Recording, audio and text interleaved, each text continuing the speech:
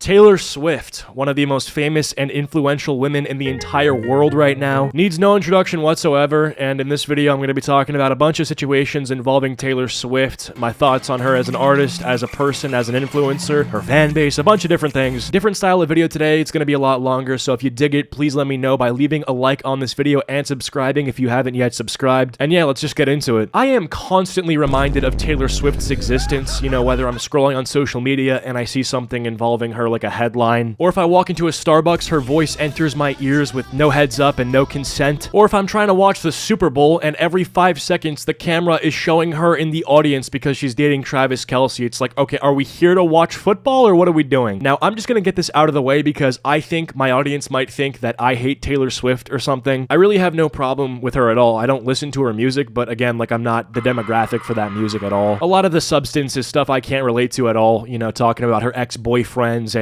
future boyfriends. Yeah, you know, just listening to her talk about how sexy guys are is just doesn't really do anything for me, you know, and that's, you know, maybe I got a fragile masculinity, but, you know, but I would say she's pretty talented and good at what she does, although it's not for me, and if you disagree, I would just, you know, point you to the streams that she gets on all of her albums, literally being in the hundreds of millions, in some cases billions of streams, or the fact that her fans shut down Ticketmaster servers because when she announced she was going on tour, like 5 million blonde 15-year-olds went on Ticketmaster at the same time, causing the Ticketmaster server room to write a final note to his loved ones. Now, Taylor Swift has been famous for around 15 years at this point, and she's only getting more and more popular. Now, I remember growing up, my first exposure to Taylor Swift was the Blank Space song because it was all over Sirius XM whenever I'd be in the car, which, by the way, funny story, that music video has like over 1 billion views on YouTube, and I looked back at it recently just because, you know, I'd never seen the music video, and this is so funny to me. The whole music video is her simping for Sean O'Pry, the male model who's used in all those stupid looks maxing edits on Instagram. Oh my god, look at this comment 10 days ago. When this came out, I was homeless, on drugs, and then jail. I now have a house, job, and husband. Wait, she didn't even say she stopped doing drugs. Okay. This song and Clover Cage in the Moment are the 2 songs that helped get rid of my depression. I just want to send love to everyone, and I want everyone to know that things will get better. We're in this together. I love you. It's a nice comment, and I get the point, but like, it's kind of funny. The song helped cure a problem that wasn't even worth listing in this, apparently. You said you were homeless, on drugs, and then you went to jail. And this song helped with none of those 3 things, just the depression. Okay,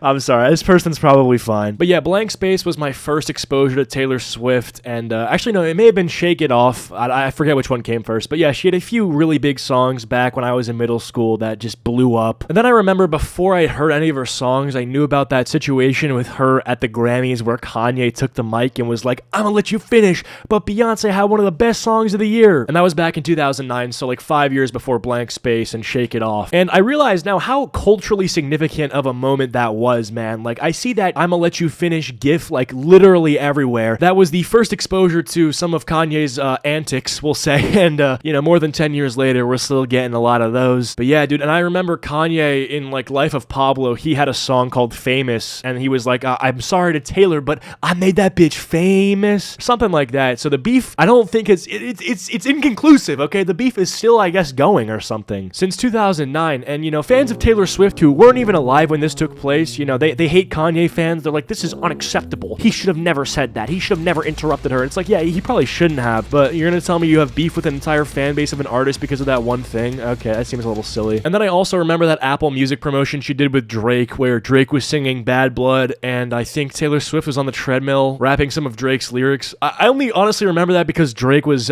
being a zest fest, as he always seems to be doing nowadays, and I thought that was really funny. Especially because recently, you know, Drake's been having this beef with Kendrick Lamar, and in his diss track to Kendrick, he writes like, oh, you need to write a verse for the Swifties, because I guess he had like featured on one of Taylor's songs, but it's like you also literally lip-synced Bad Blood for an Apple Music promotion. Anyway, so more recently in the past few years, there's been a few like controversies I've seen her involved in. So the first one was with the whole MeatCanyon thing, where the animator MeatCanyon, I mean, this doesn't even directly involve Taylor Swift, but just like her fans. So this very popular YouTube animator had posted this video making fun of Swifties. It was an animated video of a bunch bunch of Taylor Swift fans at a Travis Kelce football game, and Travis Kelce like muttered that he was gonna break up with Taylor Swift, and then one of the audience members hears it, and then they spread it to all the other audience members, and then they basically just huddle up and start tearing Travis Kelce apart limb by limb for breaking up with Taylor Swift, their queen. I mean, the video is pretty funny, and the response to the video kind of proves the point of the video in itself, which is hilarious. Jesus Christ.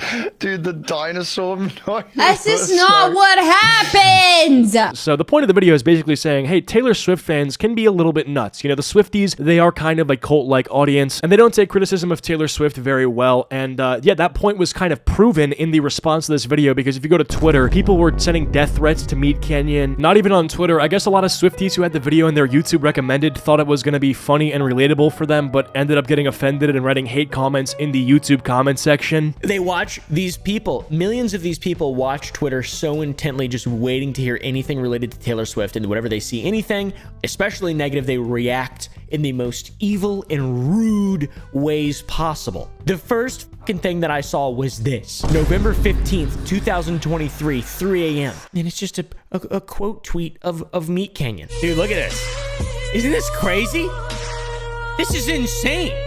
Someone responded to my friend. I would fucking be afraid if people started...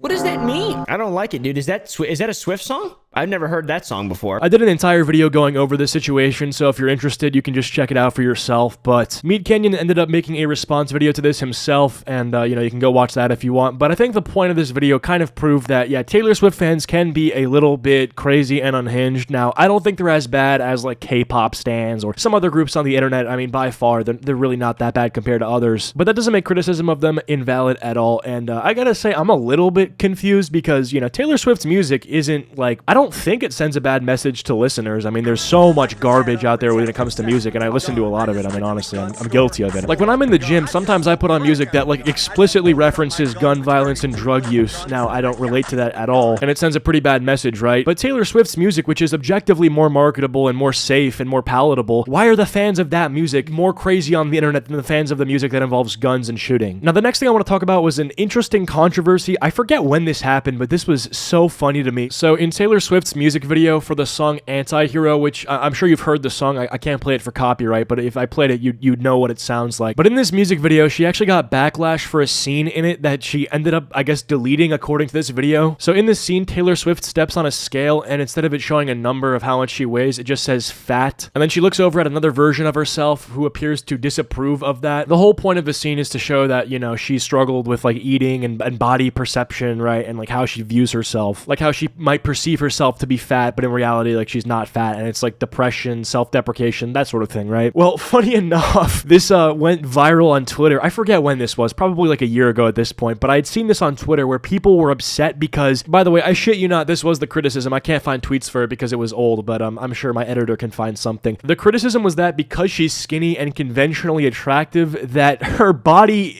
perception struggles aren't valid. They were saying like, oh, she's skinny, so her thinking that she's fat and gross doesn't matter because she's not allowed to feel uncomfortable in her body because her body is what I would feel comfortable in because I'm fat or something like that. It's so fucking stupid. Oh, poor you struggling with body image issues. Imagine being me. I'm like 400 pounds, and when I step on the scale, I hate what I see. So if I was your size, I'd be grateful, honey. Basically minimizing the body image issues that she's dealt with because like she's not fat or something. Oh, and then there was this whole other breed of people that were saying that it's even the fact that she thought fat was a bad thing in the first place that was the problem. You know, like that crowd of people that are like, well, it doesn't matter if you're 300 pounds, like you're still hot, you know, like weight doesn't equal beauty, or you shouldn't even have body image issues because bodies are beautiful at every size. So that was sort of the other criticism there, which was I'd say equally as dumb. And more recently, obviously, she was at the Super Bowl and the camera was on her like every 5 seconds because, you know, she's dating Travis Kelce, who's that football player. And again, this little sub controversy doesn't involve Taylor Swift, but I thought it was funny. Someone tweeted literally, like, imagine winning the Super Bowl and you have to come home and clap this, and it was just like showing Taylor Swift and like saying like she's too skinny and she has no butt or something like that. And I thought it was a little funny, but you know, there's a lot of people who are like super upset, like, oh my god, you're objectifying her. It's like, yeah, but like it is obviously for comedic purposes. I don't think it's meant to be taken too seriously, but people did get upset about that. They're like, oh, men are disgusting, you know, when will men change, yada yada. It's like, all right, you know what, we're just joking, okay? If it's really that big of a deal, we're not expecting you to laugh. Just you know, don't go on some diatribe about like sexism. Anyway, so the last bit of controversy I want to talk about before we discuss this new album that she dropped is this actual kind of big thing that I've seen her being dragged for, which is the fact that she flies her private jet around too much. Taylor Swift is a billionaire, so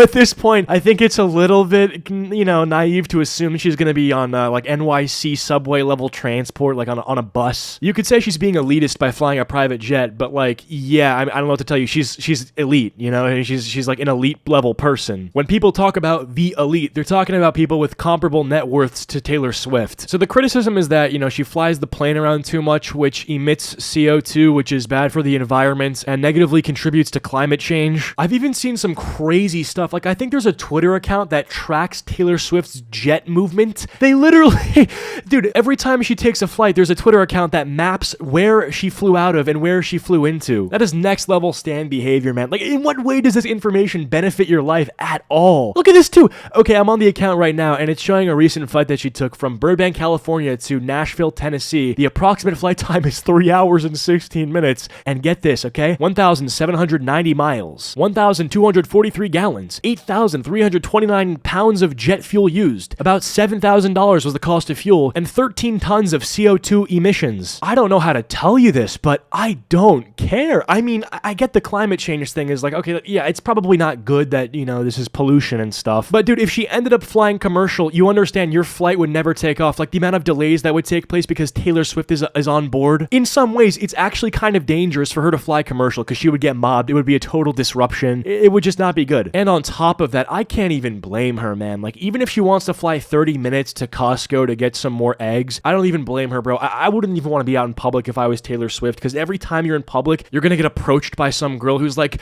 Taylor, your music saved me. You're 12! You're 12 years old. You haven't even had a period. You haven't even, like, you don't even know what the Pythagorean theorem is. What do you mean her music saved you? From what? From what? You're telling me at 12 years old, you were gonna end it all, but Taylor Swift's music saved you. Okay. All right. You know what? That's great, and I'm so happy for you. I take it all back. You know what? That's not ridiculous at all. That actually makes perfect sense, and that's beautiful, and I'm so happy that you're doing better. She can take as many private jet flights as she wants. I just don't care at all. You know, I'd rather her be in the private jet not having to deal with people than seeing something on the news that she finally snapped after like the 1,000th girl asked to take a picture with her and she smashed her phone or something. Because then at that point, I have to go in and defend Taylor Swift, and it's like, I don't know, I don't want to do that, you know? Anyway, so with that all out of the way, she recently dropped a new album, which I think is already projected to sell like 2 million copies in the first week or two, which is, wow, that's insane. That's actually nuts. It's called The Tortured Poets Department, The Anthology, and I haven't listened to it, so I can't review it, and I don't plan on listening to it just because it's not my thing. But over the past 24 hours, I've been seeing lyrics from the album pop up on Twitter, just like random excerpts from the songs, and I don't know the context of the lyrics, but out of context, maybe even with context, they sound funny, okay? Taylor Swift released a new album Friday, but not all listeners are loving the controversial line from her new song, I Hate It Here. In the track off The Tortured Poets Department, The Anthology, a deluxe version of her new album, the Eras Tour singer says she wants to return to an era that ended over a century before her career began. Quote, my friends used to play a game where we would pick a decade we wished we could live in instead of this. I'd say the 1830s, but without all the racists and getting married off for the highest bid, Swift sings in this track. I feel like we're in a position now, if you say anything nice about a period before the year 2000, there's always one person who's like, oh yeah, but the racism. It's like, okay, you know what? Like, dude, I don't care. I mean, like, yeah, it's not good, but if I say, yeah, I mean, I bet hot dogs tasted better at baseball games in the 1940s, you'd have one person who's like, well, they probably taste better because, I bet you think they taste better because you don't like black people. It's like, what the fuck are you talking about? But yeah, I mean, she has to give the disclaimer that she likes the 1830s, but she doesn't like racism. I'm so glad she doesn't like racism. Why is this controversial? Like, why? I don't even understand, because she said racism is bad. I don't really get this one. Next one is really funny. This is on r/GTA from the song So High School. Touch me while your bros play Grand Theft Auto. Please. Please, can we arrange this? I will play Grand Theft Auto and I will go AFK so I can fulfill this request, and my bros will be doing the same thing on this track. You can say I'm down bad, but hey, it sounds like an instruction. I will follow it. Call me the Wojak pointing. Okay, so last here we got, we got the bros Grand Theft Auto one, obviously right here, but we get this one right here from Florida. My friends all smell like weed or little babies. Get new friends is my takeaway from this one. Let's not have our friends constantly reeking of the ganja of that dope. I think they could probably smell like Jean-Paul Gaultier pour homme. Okay, a better fragrance, better smelling. If anyone ever asks me what it is to be like in your mid-30s, I will simply recite these lyrics. Okay, that is so fucking relatable. I love this. This is so relatable. It's like me when I'm 30. I smell like weed and have babies. Great. Anyway, though, with that all being said, hope you guys enjoyed this video. If you have, please be sure to leave a like and subscribe if you're at all new to the channel. Follow my social medias. Links are all down below, and I'll see you guys all in the next one. Peace.